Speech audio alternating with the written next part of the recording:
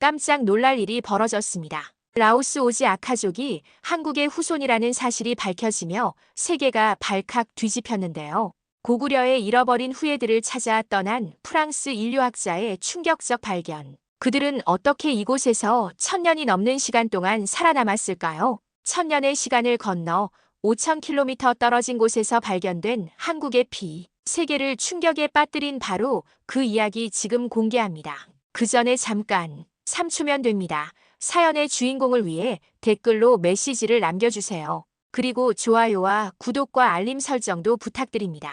안녕하세요. 저는 프랑스 소르본 대학의 인류학자 미셸 르블랑입니다. 평범한 학술 탐사로 시작된 여정이 제 인생을 완전히 바꿔놓을 줄은 몰랐습니다. 제가 발견한 이야기는 한민족의 잊혀진 역사, 그리고 수천 킬로미터 떨어진 곳에서 여전히 살아 숨쉬는 그들의 혼에 관한 것이죠. 제 연구가 처음부터 순탄했던 건 아닙니다. 누군가는 이 모든 것이 우연의 일치라며 조롱했고 심지어 제 학문적 명성을 위협하기도 했습니다. 하지만 저는 진실을 쫓기로 결심했습니다.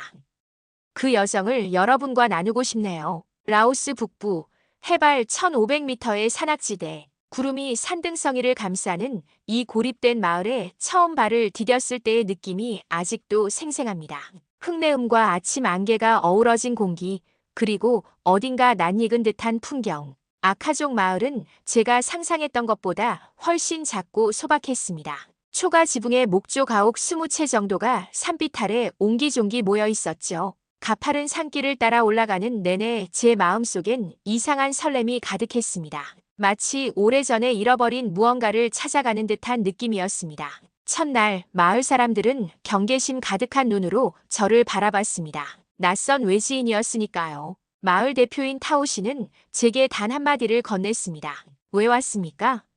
간단한 질문에 저는 긴 답변을 준비했지만 통역사의 설명이 짧게 끝나자 타오 씨는 고개만 끄덕였죠. 그의 깊은 주름진 얼굴에서는 오랜 세월의 지혜가 느껴졌습니다. 마을 전체가 저를 관찰하고 있다는 느낌에 등줄기로 식은땀이 흘렀습니다. 그날 밤 제게 배정된 작은 오두막에서 저는 의문에 잠겼습니다. 이 멀고 험한 길을 온 이유가 정말 학술적 호기심뿐이었을까요? 나무 틈으로 보이는 별들이 유난히 가까워 보였고 밤 공기는 선명했습니다. 멀리서 들려오는 낯선 악기 소리가 제 귀를 사로잡았습니다. 다음 날 아침 마을 전체가 분주하게 움직이는 소리에 잠에서 깼습니다. 오늘은 농경 의식이 있는 날이라고 했죠. 제 카메라 장비를 챙겨들고 마을 중앙으로 향했습니다. 아침 햇살이 산 너머로 비치기 시작했고 안개가 마을을 부드럽게 감싸고 있었습니다. 그곳에서 목격한 광경은 제 인생의 터닝포인트가 됐습니다. 마을 광장 중앙에는 높이 2m 정도의 나무 기둥이 세워져 있었고 꼭대기에는 용처럼 생긴 조각상이 놓여 있었습니다. 그 용의 표정은 위험 있으면서도 자비로워 보였습니다. 기둥 주변에는 오색 천이 둘러져 있었고 바닥에는 쌀과 과일 같은 곡물이 놓여 있었습니다. 마을 사람들이 그 주변을 둘러싸고 있었죠. 제가 다가가자 통역사인 라오 씨가 속삭였습니다. 물의 신에게 풍년을 기원하는 의식입니다. 의식이 시작됐습니다. 마을의 주술사가 긴 흰 옷을 입고 나타나 기둥 주변을 3번 돌았습니다. 그의 움직임은 느렸지만 절도가 있었고 얼굴에는 깊은 집중력이 깃들어 있었습니다. 그리고 물이 담긴 사발을 들고 동서남북 방향으로 물을 뿌렸죠. 주술사의 입에서는 제가 이해할 수 없는 고대 언어 같은 것이 흘러나왔습니다. 하지만 그 음율은 어딘가 익숙했습니다. 순간 머릿속에서 번쩍하는 기억. 제가 몇 년 전 한국의 농촌 마을에서 보았던 용신제와 너무나 닮아 있었습니다. 같은 물의 신, 같은 방향으로의 물뿌림, 심지어 주술사의 움직임까지 너무 유사했죠. 심장이 빠르게 뛰기 시작했고 손바닥에는 땀이 차올랐습니다. 라오 씨, 이건 한국의 의식과 완전히 같은데요. 제 말에 라오 씨는 무심하게 답했습니다. 그럴 수도 있겠네요. 저는 한국에 가본 적이 없어서요. 라오 씨의 반응은 담담했지만 제 머릿속은 온통 질문으로 가득 찼습니다. 심장이 빠르게 뛰기 시작했습니다. 이건 단순한 유사성이 아니었습니다. 이건 뭔가 더 깊은 연결고리를 의미했죠. 제 손은 카메라의 셔터를 누르며 떨리고 있었습니다. 마치 큰 발견을 앞둔 고고학자처럼 제 온몸은 흥분으로 가득 찼습니다. 그날 밤 저는 제 연구 노트에 처음으로 의문을 적었습니다. 라오족과 한국의 연결고리는 무엇인가? 램프, 불빛 아래에서 제 글씨는 떨리는 손으로 인해 약간 비뚤어져 있었습니다. 의식이 끝난 후 마을 사람들은 논으로 향했습니다. 모내기를 시작할 시간이었죠. 저는 그들을 따라갔고 또 한 번 놀라운 광경을 목격했습니다. 논은 계단식으로 산비탈을 따라 조성되어 있었고 아침 햇살이 물에 반사되어 찬란한 빛을 발하고 있었습니다. 마을 사람들은 일렬로 서서 함께 노래를 부르며 모를 심었습니다. 그 모습이 한국의 두레와 너무나 닮아 있었던 겁니다. 공동 노동의 정신, 리듬감 있는 움직임, 심지어 노래의 선율까지도 한국의 것과 유사했습니다. 노래 소리가 산골짜기에 메아리치며 울려 퍼졌고 그 소리는 제 가슴을 울렸습니다. 제가 카메라로 이 모습을 담고 있자 한 노인이 제게 다가왔습니다. 주름진 얼굴에 밝은 눈빛을 가진 분이었죠. 그의 손은 땅과 함께한 세월을 말해주듯 거칠었지만 눈빛은 맑고 지혜로웠습니다. 우리는 혼자 살 수 없어요. 함께해야만 살아남을 수 있지요. 라오 씨가 통역해 주었습니다. 그 순간 저는 카메라를 내려놓았습니다. 그리고 망설임 없이 진흙밭으로 뛰어들었죠. 제 디자이너 부츠가 완전히 망가질 것이라는 생각은 들었지만 그것보다 중요한 무언가가 저를 이끌었습니다. 제가 도와드릴게요. 서툰 라오어로 말했습니다. 마을 사람들은 놀란 눈으로 저를 바라보더니 곧 웃음을 터뜨렸습니다. 그들은 제게 못 씹는 법을 가르쳐 주었고 저는 진흙과 물에 푹 젖은 채 그들과 함께 일했습니다. 처음에는 서툴렀지만 점차 리듬을 찾아갔습니다. 허리는 아팠지만 마음은 이상하게 평화로웠습니다. 마을 사람들과 함께 일하는 동안 저는 그들의 웃음소리, 땀 흘리는 모습, 서로를 돕는 손길에서 진정한 공동체의 의미를 느꼈습니다. 해가 질 무렵 우리는 모두 지쳐 있었지만 얼굴에는 미소가 가득했습니다. 노을이 마을을 붉게 물들이는 가운데 마을로 돌아가는 길에 그 노인이 제 어깨를 두드렸습니다. 오늘부터 당신은 우리의 친구요. 그 말에 가슴이 뭉클했습니다. 학자로서가 아닌 한 인간으로서 인정받은 느낌이었기 때문입니다. 그 순간 저는 제가 이곳에 온 이유가 단순한 학문적 호기심을 넘어 어떤 운명적인 끌림이었음을 느꼈습니다. 그날 밤 마을 사람들은 저를 저녁 식사에 초대했습니다. 작은 방에 낮은 상이 차려졌고 우리는 모두 바닥에 앉았습니다. 방 안은 석유 램프의 따뜻한 불빛으로 가득했고 사람들의 얼굴은 부드러운 그림자 속에서 더욱 친근하게 느껴졌습니다. 상 위에는 찹쌀밥, 발효된 채소, 그리고 산에서 잡은 생선 요리가 올라왔죠. 음식의 향기가 방 안을 가득 채웠고 제 배는 하루 종일의 노동 끝에 출출해져 있었습니다. 자기 앞에 음식이 놓이자 주변 사람들은 모두 두 손으로 받아먹는 것을 보았습니다. 순간적으로 한국에서의 기억이 떠올랐습니다. 정말 똑같잖아. 저도 모르게 한국어로 중얼거렸습니다. 뭐라고 하셨어요? 라오 씨가 물었습니다. 아, 이 음식과 식사 예절이 한국의 것과 너무 비슷해서요. 한국에서도 음식을 두 손으로 받고 찹쌀밥과 발효 음식을 먹어요. 제 설명에 라오 씨는 관심을 보였지만 그것이 얼마나 충격적인 유사성인지 완전히 이해하지는 못한 것 같았습니다. 하지만 제 머릿속에서는 여러 생각들이 빠르게 연결되고 있었습니다. 한 사발의 찹쌀밥을 앞에 두고 저는 마치 시간 여행을 하는 듯한 느낌이었습니다. 식사 중에 어린 소녀 하나가 제게 다가와 호기심 어린 눈으로 물었습니다. 그녀의 커다란 눈은 반짝이고 있었고 긴 머리는 단정하게 따아져 있었습니다. 우리도 김치 먹어요. 라오 씨가 통역해 주었고 저는 깜짝 놀랐습니다. 그 아이는 어떻게 김치라는 단어를 알고 있는 걸까요? 제 심장이 다시 빠르게 뛰기 시작했습니다. 김치라고 했어요. 제가 되물었습니다. 목소리가 약간 떨렸습니다. 소녀의 할머니가 대답했습니다. 그녀의 얼굴은 세월의 흔적으로 가득했지만 눈빛은 여전히 생기 넘쳤습니다. 우리는 오래전부터 채소를 소금에 절여 매운 양념과 함께 발효시켜 먹어왔어요. 우리 말로는 킴차라고 부르죠. 그 순간 제 온몸에 전율이 흘렀습니다. 발음까지 유사하다니 이건 우연이 아니었습니다. 식탁에 놓인 발효 채소를 먹어보니 맛도 김치와 비슷했습니다.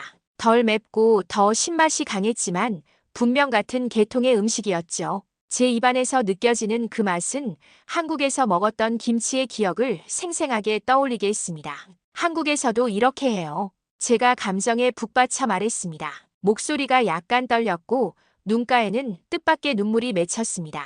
같은 방식으로 음식을 준비하고 같은 방식으로 식사를 하고 이건 단순한 우연이 아닙니다. 주변의 사람들은 제 반응에 놀란 듯 했지만 따뜻한 미소로 응답해 주었습니다. 마치 오래전부터 알고 지낸 친구처럼 느껴졌습니다. 식사 후 아이들이 마을 광장에서 놀기 시작했습니다. 석양이 산 너머로 지고 있었고 마을에는 보랏빛 황혼이 내려앉고 있었습니다.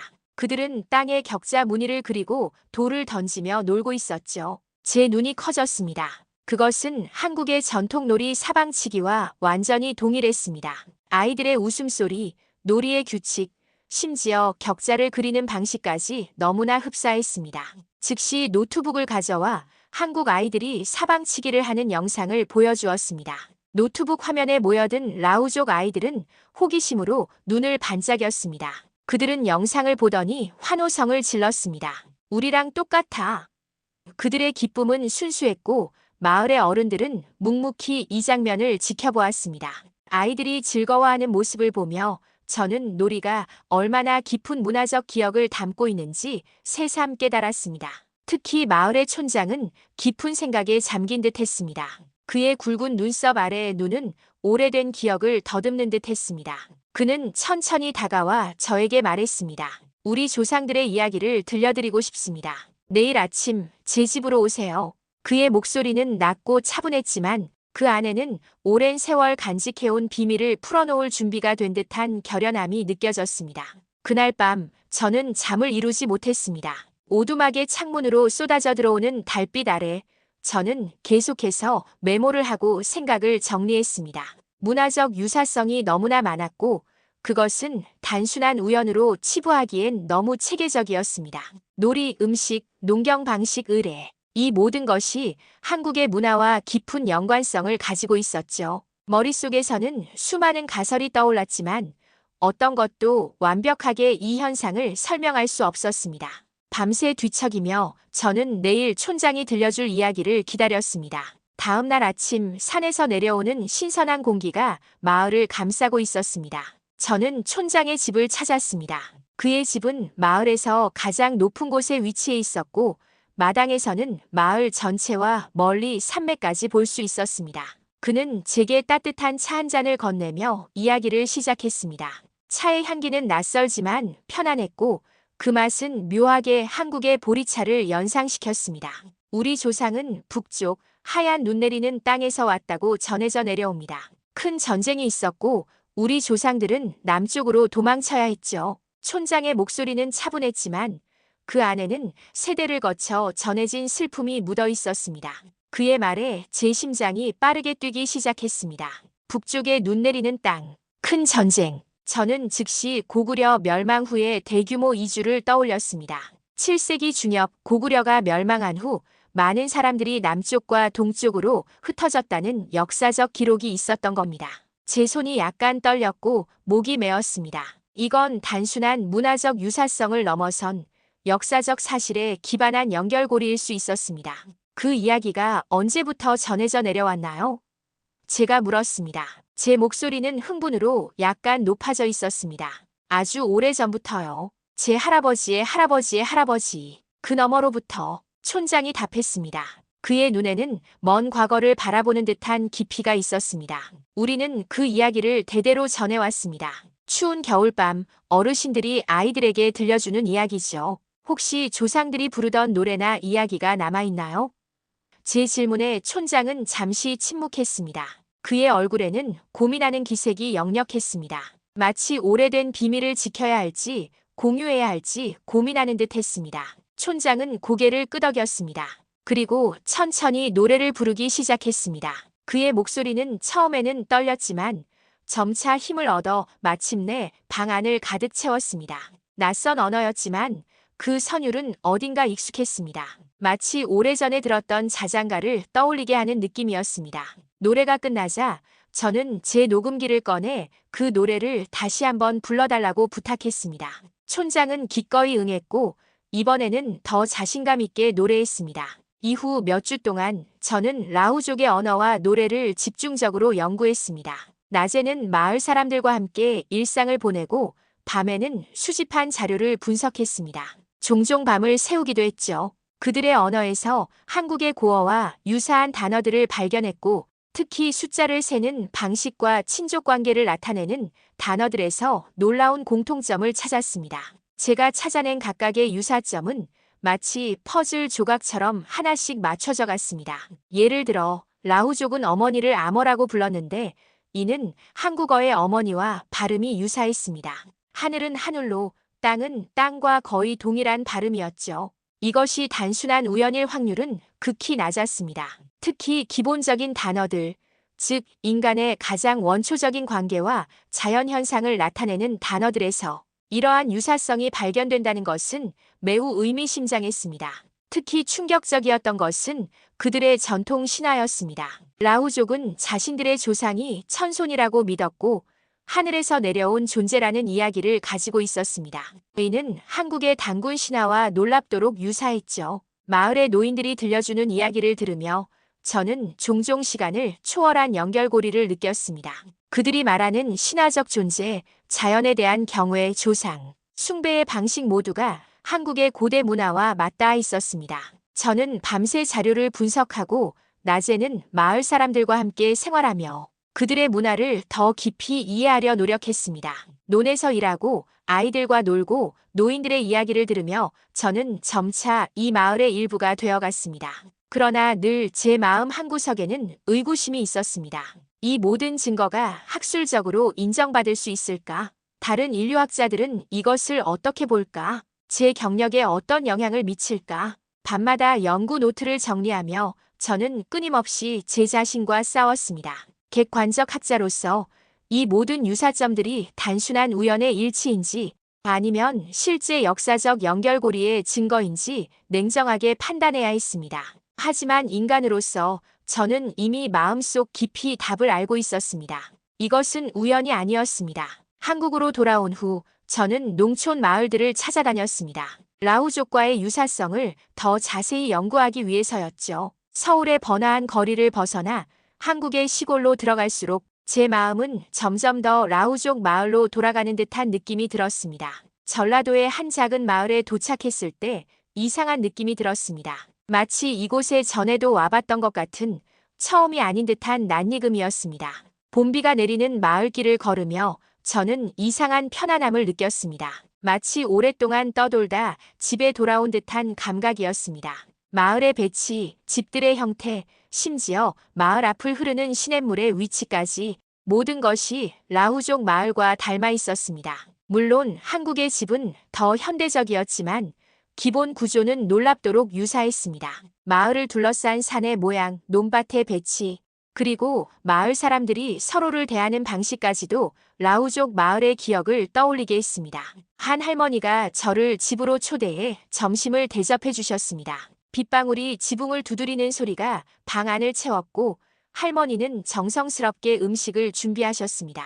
그 모습이 라우족 마을의 노인들과 너무나 닮아 있어서 가슴이 먹먹해졌습니다. 상 위에는 밥과 함께 여러 반찬이 놓였고 물론 김치도 있었죠. 할머니는 제게 김치를 권하시며 물으셨습니다.